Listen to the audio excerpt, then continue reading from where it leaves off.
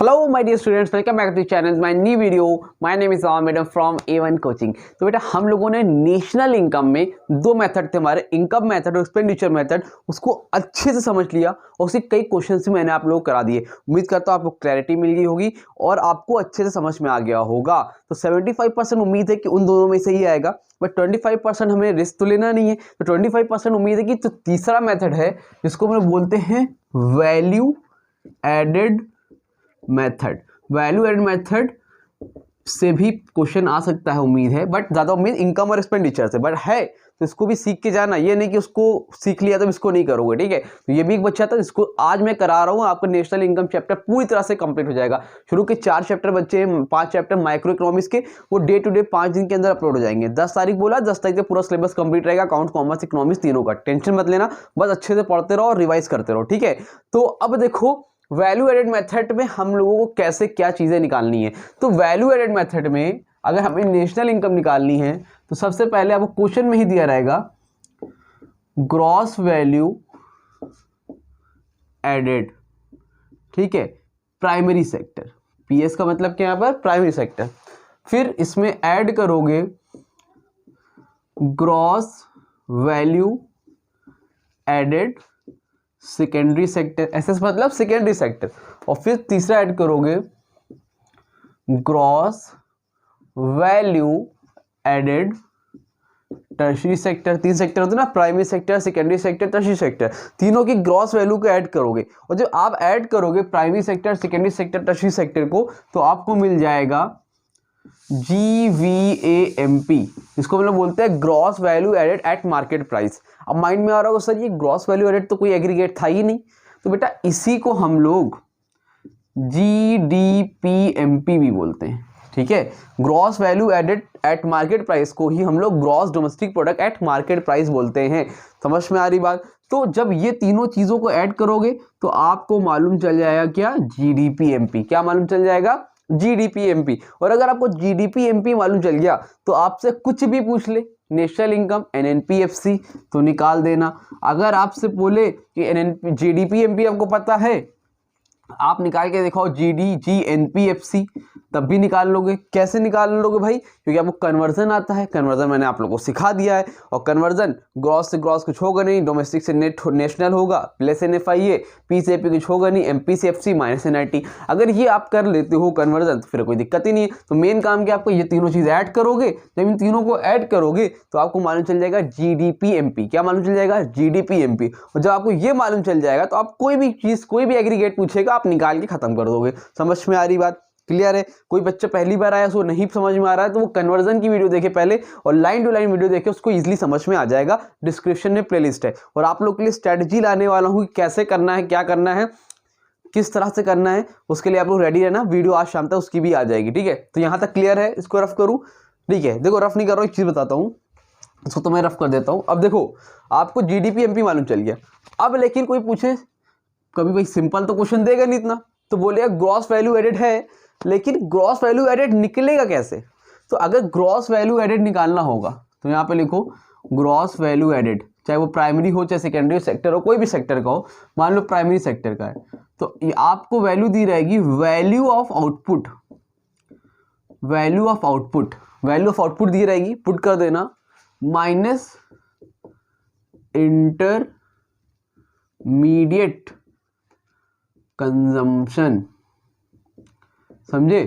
तो अगर gross value added की वैल्यू दी हुई है तो पुट कर दो, लेकिन अगर नहीं दी है तो आप क्या करोगे, वैल्यू ऑफ आउटपुट की वैल्यू दी होगी तो वैल्यू ऑफ आउटपुट की वैल्यू लिखना, और इंटरमीडिएट कंजम्पशन दिया होगा उसको लिखना। जो वैल्यू आएगी वो हो जाएगा gross value added primary sector. अगर सेकेंडरी सेक्टर वही सेम, वैल्यू ऑफ आउटपुट लिखना, इंटरमीडिएट कंजम्पशन।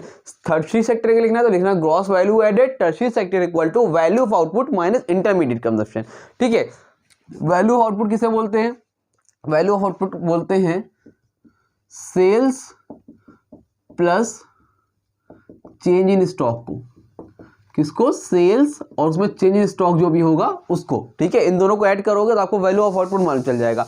और कोई बोले भैया कि इंटरमीडिएट कंजम्पशन क्या होता है। इंटरमीडिएट कंजम्पशन मतलब होता है जो भी आपको वैल्यू मिल रही है ना, तो जो भी आप बना रहे हो, तो बनाने में जो भी प्रोडक्ट बना रहे हो उसको बनाने में जो सामान का यूज हो रहा है उसको इंटरमीडिएट कंजम्पशन बोलते हैं। समझ में आ रही बात। अगर लकड़ी बना रहे हैं, बोर्ड बना रहे हैं, तो बोर्ड बनाने में जो चीज यूज हो रही है मटेरियल का, उसको हम लोग क्या बोलते हैं, इंटरमीडिएट कंजम्पशन। ठीक है, तो सिंपल सी बात है, इन तीनों चीजों को ऐड करोगे आपको जीडीपी एमपी मालूम चल जाएगा। लेकिन अगर आपको ग्रॉस वैल्यू एडेड नहीं पता है भाई, तो आप क्या करोगे, ग्रॉस वैल्यू एडेड निकालने के लिए value of output minus intermediate consumption करोगे। ठीक, gross value added secondary sector निकालना है, value of output minus intermediate consumption करोगे आप। ठीक है, अभी क्वेश्चन कराता हूं, क्लियर हो जाएगा। इतना स्क्रीनशॉट जल्दी से ले लिया, रफ करूं, चलो जल्दी से रफ करते हैं भैया, और जल्दी से चैप्टर क्वेश्चन करा के आप लोग को इस चैप्टर को भी कंप्लीट करते हैं। अब आप लोग क्वेश्चन लगाते हैं ना, और वीडियो में डालता जाऊंगा क्वेश्चंस की अलग के लिए, तो आपने देखा वो पेन टैब से मैंने कई वीडियो डाली हुई है। ठीक है, तो अब देखो क्वेश्चन आपके स्क्रीन पे आ रहा होगा, आ रहा है problem number 11, calculate the net national product at factor cost, यानी कि NNPFC, national income from the following data. कुछ डेटा दिए हुए हैं, उसकी हेल्प से आपको निकालना है। तो सबसे पहले देखो वहां पे दिया है value of output in primary sector 200, value of output in secondary sector, value of output in tertiary sector. अब ये बताओ यहां पर क्या लिखा है, ऐसे लिखा है value of output in primary sector, हाँ कि ना। फिर दूसरा तीसरा value of output in secondary sector, फिर value of output in tertiary sector. ये दिख रहा है आप लोग को, कितना कितना दिया हुआ, बोलो जल्दी से। आपको दिया है 200, 250, 300, 200, 250 और फिर 300, ये चीज दी हुई है। ठीक है, उसके नीचे दिया इंटरमीडिएट कंजम्पशन, वैल्यू ऑफ, इसको लिख दे रहा हूं तो आपको अच्छे समझ में आएगा। ठीक है, इंटरमीडिएट कंजम्पशन भी आपको दिया हुआ है भाई, कंजम्पशन। ठीक, पहला, दूसरा, तीसरा। ठीक है, तो प्राइमरी का, सेकेंडरी का, टर्शरी का, तीनों को दिया है। Primary sector, secondary sector, full form तो क्वेश्चन में आपको दिख ही रहा होगा ना, तो tertiary sector. Primary, secondary, tertiary. Primary का है 50, सेकेंडरी का है 60 और टर्शरी का भी बेटा कितना है, 60 ही है, 60 ही है। ठीक है, और उसके बाद आपको दिया हुआ है, चौथा ये था, ये पांचवा है, NFIA दिया हुआ है, यानी कि net factor income from abroad. दो चीजें और दी है, नेट इनडायरेक्ट टैक्स और डेप्रिसिएशन। NIT दिया हुआ है और डेप्रिसिएशन भी दिया हुआ है। इसकी वैल्यू लिख लेते हैं, फिर जल्दी से हम लोग क्वेश्चन करते हैं। हाँ, तो NIT, डेप्रिसिएशन, NFIA कितना है, -15, -15। NIT कितना है, 25 और 20।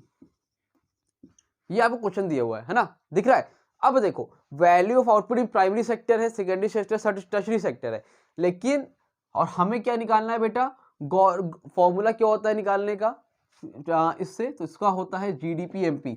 अगर हम लोग जो भी आपका ये primary sector, secondary sector, tertiary sector है वैल्यू एडेड, इसको ऐड कर देंगे तो हमें जीडीपी एमपी तो मालूम चलेगा। और जीडीपी एमपी निकालने के लिए क्या होगा, gross value added at primary sector plus gross value added secondary sector plus gross value added tertiary sector. ये तीन चीज आपको पता होगी बेटा, तो आपका आंसर आ जाएगा। लेकिन भाई आपको यहां पर एक चीज दिया है, देखो वैल्यू ऑफ आउटपुट दिखा है, मतलब value of output in primary sector दिया है, ग्रॉस वैल्यू एडेड तो दिया ही नहीं है। तो मैंने आपको सिखाया था निकालना, देखो gross value added primary sector निकालेंगे तो कैसे निकलेगा, कितना है वैल्यू ऑफ आउटपुट, फॉर्मूला होता है value of output minus intermediate consumption. तो वैल्यू ऑफ आउटपुट कितनी है, 200 प्राइमरी सेक्टर का, और प्राइमरी सेक्टर का वैल्यू ऑफ इंटरमीडिएट कंजम्पशन कितना है बेटा, 50। 250 माइनस करो कितना आएगा, 150। ठीक है, समझ में आ रही है। उसके बाद आपको निकालना है ग्रॉस वैल्यू एडेड का सेकेंडरी सेक्टर, फॉर्मूला वही वैल्यू ऑफ आउटपुट होगा माइनस इंटरमीडिएट कंजम्पशन। तो इसका कितना है value of output secondary sector का, 250 माइनस इंटरमीडिएट कंजम्पशन कितना है बेटा, 60। 250 में 60 माइनस करो कितना आएगा, 190।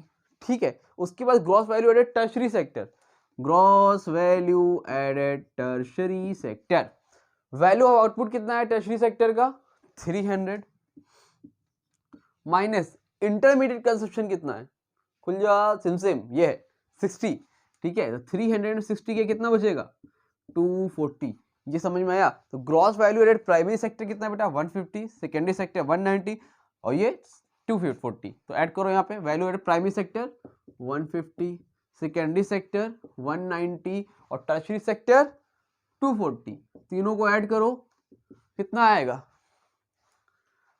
कोई बताएगा।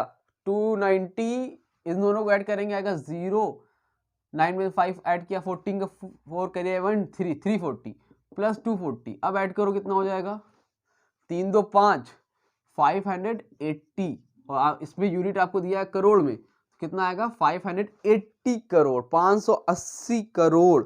यहां से समझ में आई बात, यहां तक ठीक है, क्लियर। अब इसको रफ करो, ये समझ में आ गया था कैसे निकाला ये ग्रॉस वैल्यू एडेड, ठीक है। अब क्वेश्चन में आपसे बोला था एनएनपीएफसी निकालना है, यानी कि नेशनल इनकम। तो नेशनल इनकम निकालना तो लिखो एनएनपीएफसी, ठीक है, इक्वल टू, आपको जीडीपीएमपी पता है तो आप यहां लिख लो जीडीपीएमपी, कन्वर्जन आता है ग्रॉस से नेट माइनस डेप्रिसिएशन, डोमेस्टिक से नेशनल प्लस एनएफआईए, पी से पी कुछ होता नहीं, एमपी से एफसी माइनस एनआईटी।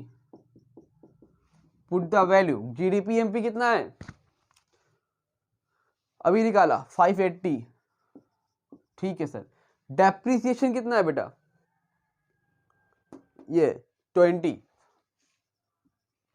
एनएफआईए कितना है -15, एनआईटी नेट इनडायरेक्ट टैक्स कितना है 25, तीनों के तीनों माइनस में, 580 वैसे ही लिखो और तीनों को ऐड कर लो, माइनस माइनस माइनस सब ऐड ही होगा।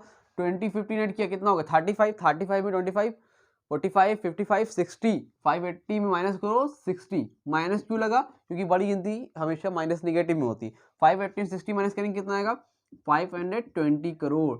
This is your answer. समझ में आया कि नहीं क्या आया। तो सिंपल सा काम है, आपको जब भी करना है ग्रॉस वैल्यू निकालना है, उसमें निकालने के लिए इंटरमीडिएट कंजप्शन को माइनस कर देना, वैल्यू ऑफ आउटपुट में आपको मिलता जाएगा, फिर जितना आएगा उसको कन्वर्ट कर देना जिसमें बोलेगा। अगर आपसे क्वेश्चन में कभी एनएनपीएफसी की जगह पे आपसे बोल दे भैया कि जीएनपीएफसी निकालो, तो आप इसका कन्वर्जन कर लेना। जीएनपीएफसी इक्वल टू क्या हो जाएगा जीडीपीएमपी, आपको पता ही है, ठीक है, कभी भी क्वेश्चन पूछता है इसलिए बता रहा हूँ। ग्रॉस से ग्रॉस सेम, डोमेस्टिक से नेशनल प्लस एनएफआईए, पी से पी सेम, एमपी से FC minus NIT, value put करो, आंसर निकाल लेना, खत्म हो जाएगा। समझ में आ रही बात। तो कोई भी एग्रीगेट पूछता है तो आप इस तरह से निकाल सकते हो।